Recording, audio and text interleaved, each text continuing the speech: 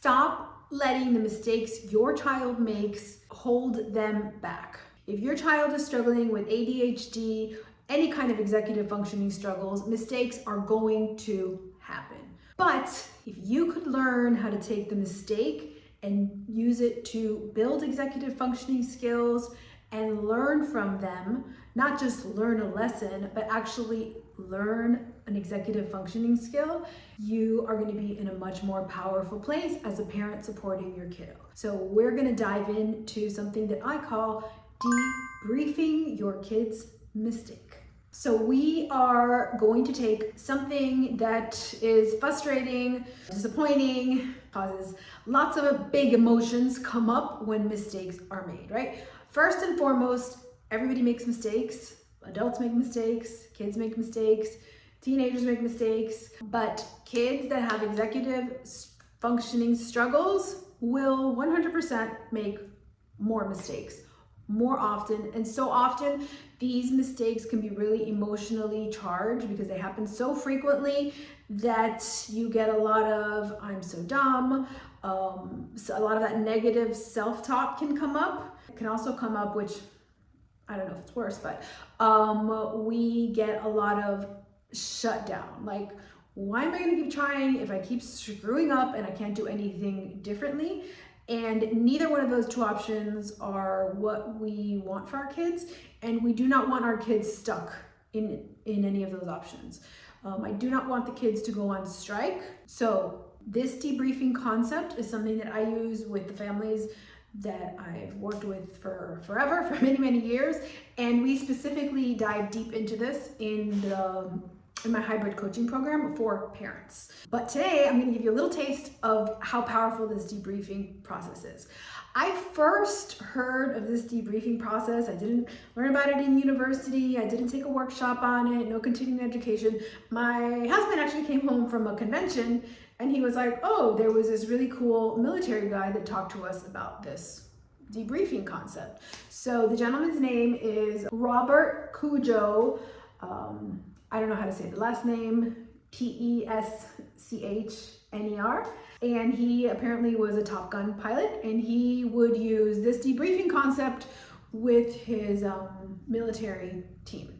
So ever since then, it's basically the concept of, I can't speak to how they use it in the military, but basically you take an event that happens and immediately after you debrief, right? And then you get the facts, you rehash. This happens a lot of times in schools if there's an incident report, right? That's basically what this incident report is. It's a debrief. These are the facts. This is what happened. This is how it happened. So I love using this debriefing concept for the kids that I work with. It works great with the younger ones. It's magical for the middle school teenagers that know a lot. They think they know everything.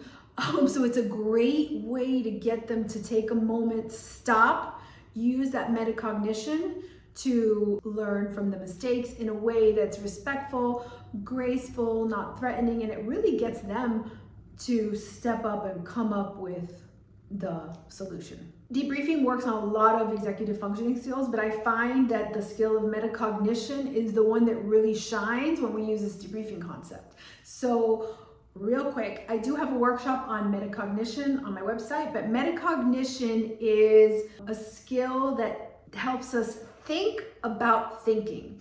So it helps us think about what's going to happen, about what just happened. Another way is it gives us the ability to have a bird's eye view, right? So when you have this bird's eye view, you can foresee a lot of things that happen. You can recall things that happened in the past and do things a little bit differently. So to me, debriefing and metacognition go hand in hand. Metacognition is actually, there's really no priority for executive functioning skills, but metacognition, imagine, it's thinking about thinking. So it's embedded in working memory, in time awareness, and being flexible, emotional control. It's a powerful executive functioning skill, and we want to make sure that our kids really develop it. A few things before we get into the actual steps when it comes to debriefing. Okay, number one, debriefing is a very powerful tool. It's a very powerful strategy because it really bubbles up and brings awareness to the way we did things, right? It removes the emotion piece from what just happened, and it really helps us look at the facts. And sometimes those facts can be very eye-opening as to, whoa, what in the world did I just do, right? When you're attempting to debrief, know that it's a powerful tool you're using. So make sure you're in a place where you're kind, you're feeling graceful, your perspective is really to use it as a learning tool versus, unfortunately, sometimes we can get caught up into the I told you so, and you see, I told you this was going to happen. I'm not saying we're wrong here.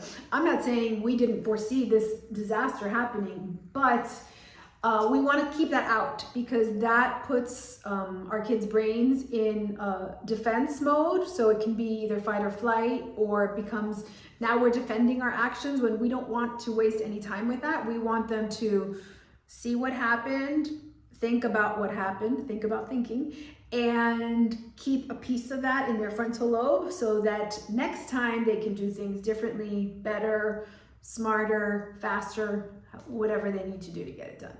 The other part I want you to know before we get into the steps is you don't want to do this obviously when there's a big emotions happening, but when you do get to do it, you still may get some pushback, right?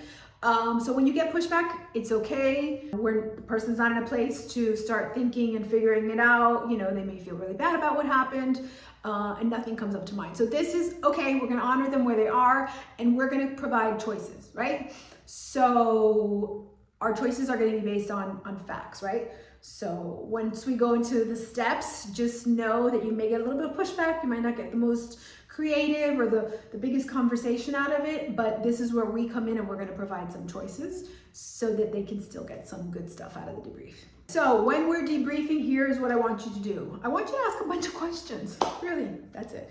Questions are so powerful when used properly. So the main goal of the debrief is to collect data and facts. Okay, so what happened? So for example, let's use Robert. His report card came out. He doesn't understand why he didn't get a principal's honor roll, much less he doesn't even understand how he has some grades that he wasn't even expecting because he was convinced he was getting a principal's honor roll. So what happened? We want Robert to actually, let's look at the data, right? Let's pull the portal. Let's see what the grades are. Are there, poor grades in tests? Are there missing assignments? Remember, we are going to be like this. We're just collecting data. We are a vessel of data collection. No emotions are attached to this at this point. Then you want to look at, okay, once you collect the data, okay, actually, I forgot to turn in this big project and that was worth 3 grades. Okay, so now we've narrowed down to what happened to cause our end semester grades be less than we thought they were going to be. So if you can, so the first question is what happened? The second question can be maybe, why do you think this happened? And we don't want it to be like, oh, I was tired. We want it to be like, what's the strategy? Oh, well, I write down my assignments. I check the portal. Well, I don't write anything down, but I always check the portal. Okay, so now we have data. We're missing a big assignment because we just forgot to do it. We only checked the portal and it wasn't in the portal. Okay, so we have a clue as to what went wrong here, right? So how do we feel about this? Okay, I'm disappointed, I'm frustrated, the teacher's stupid, the project was stupid, all the things. We're gonna accept them. What we wanna try and get is, well, we wanna try and bubble up what could we have done differently, right? I guess I could have asked, and it could be anything, right? There is really no right or wrong answer. What we really want them to practice is looking at the possibilities of what could have been done differently. There's like 7 different answers. I could have asked the teacher. I could have used my agenda, which I know kids don't want to use. I could have asked my next door neighbor, hey, what's this project she's talking about? I was absent 2 days, so I missed it. Oh, what could I have done? So you want to get them to start problem solving potential possible things they could do different, that they could have done differently, because then with that information, our goal is for them to take it next time and try differently. So we always want to end the debrief with what could have been done differently. And here's where we may have to come up with choices. I've done this with kids, and I know I've had parents that I coach do this with their kids. And, you know, once they see the zeros, they're like, oh, all I had to do was just turn in those assignments and my grade would have been different. Obvious, but until they see it and they look at the data and the facts without any emotional attachment to it, it doesn't really click, right? And we want it to become a part of their thinking process so that they can assess this current situation with that bird's eye view that we want. And then, you know, we want them to take it to the next one. So a lot of times I tell my parents to ask the kids, okay, well, what kind of support would you need for, let's say, next semester or next week if you see you have missing assignments? Oh, no, I don't want to do anything. Well, we have to pick one thing. So, you know, it could be that they're going to check their agenda. It could be that they want 2 reminders. The idea is to start thinking of the possibilities that we can do to get our systems better to support our executive functioning skills. So a bonus for this video is all about how we can take these mistakes and use them to build our executive functioning skills. We can do the same debriefing process when things go awesome, right? So many times things go awesome and they just think it's awesome because life is awesome and it's great, but God, there's so much value in saying, okay, well, this went really well because I remembered to make a list. I remembered to, you know, set up my stuff the night before.